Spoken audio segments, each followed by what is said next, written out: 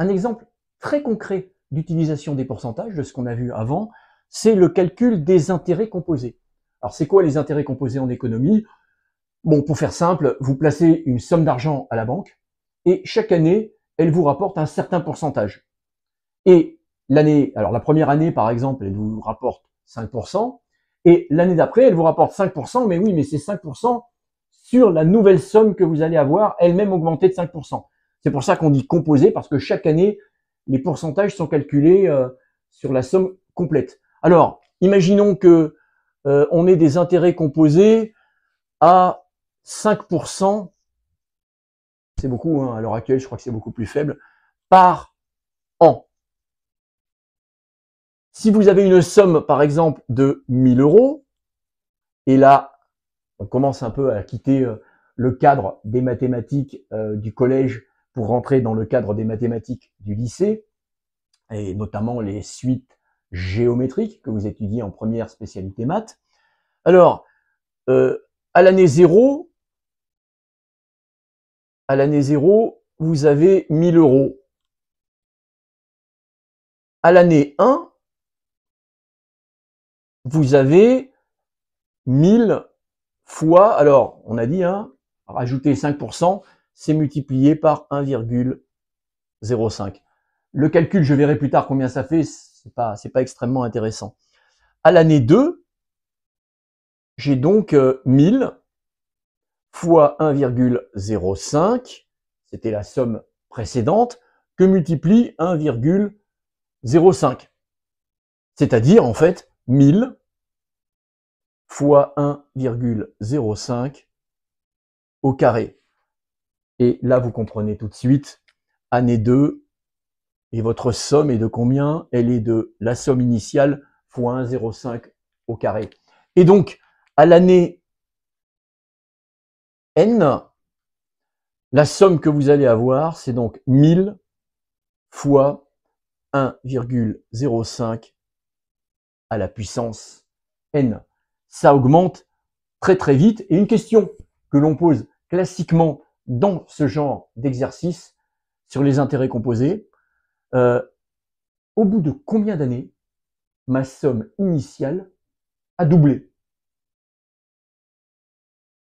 Alors nous allons répondre à cette question assez simplement en utilisant sa calculatrice, donc sans trop se prendre la tête.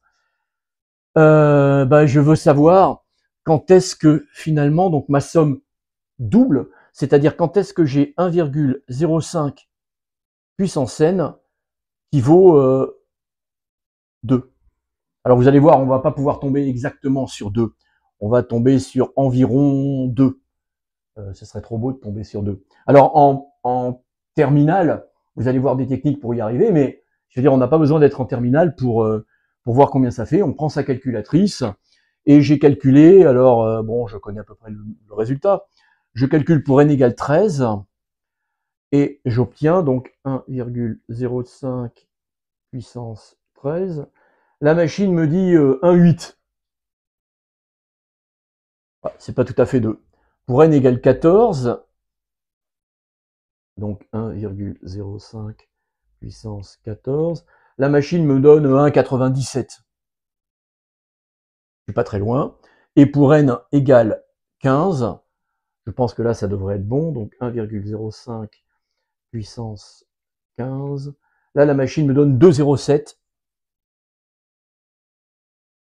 Et donc, au bout d'environ 15 années, à un taux composé de 5% par an, ma somme, donc mes 1000 euros, en vaudront environ le double, c'est-à-dire 2000. Je dois attendre 15 ans pour doubler ma somme placée à 5% d'intérêt par an.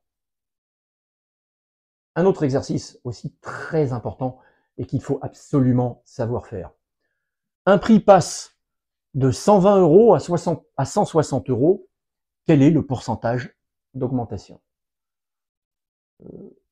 Alors, on a dit que un prix qui augmente ou même un prix qui diminue, c'est en fait faire une multiplication.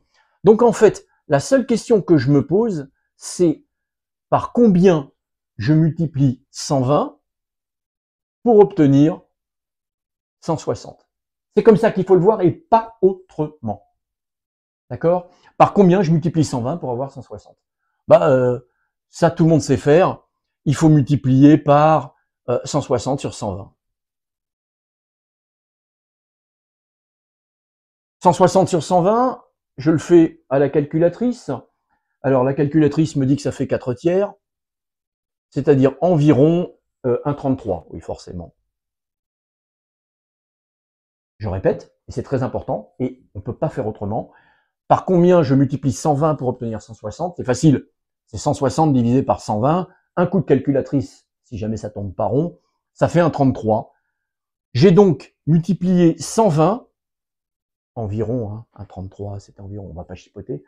J'ai donc multiplié 120 par 1,33, environ, pour obtenir 160. J'ai donc multiplié 120 par 1 plus 0,33. Conclusion, j'ai ajouté 33%, environ 1. D'accord? C'est aussi simple et bête que ça, et on ne va pas faire autrement. Ce genre de questions se traite avec une multiplication, et donc de façon hyper simple, le résultat se lit facilement. Encore un exemple, cette fois-ci j'ai un prix qui passe de 120 € à 100 €. Quel est le pourcentage de baisse? Même technique que tout à l'heure pour l'augmentation. Par combien je multiplie 120 pour obtenir 100? C'est tout ce qui m'intéresse. Eh bien, je multiplie par 100 divisé par 120. 100 divisé par 120, au pire, si je ne sais pas bien faire, j'utilise ma calculatrice. Ça fait 5 sixièmes, ce qui en nombre à virgule donne 0,83 environ. Environ, hein. Et donc, finalement, mon prix qui était à 120, je l'ai multiplié par 0,83 environ pour obtenir 100 €. Alors maintenant, il faut juste que je raisonne un tout petit peu. Je l'ai donc multiplié par... Alors 0,83, il est plus petit que 1, c'est donc 1 moins 0,17 environ. Et alors, voilà, j'ai baissé mon prix de 17% environ.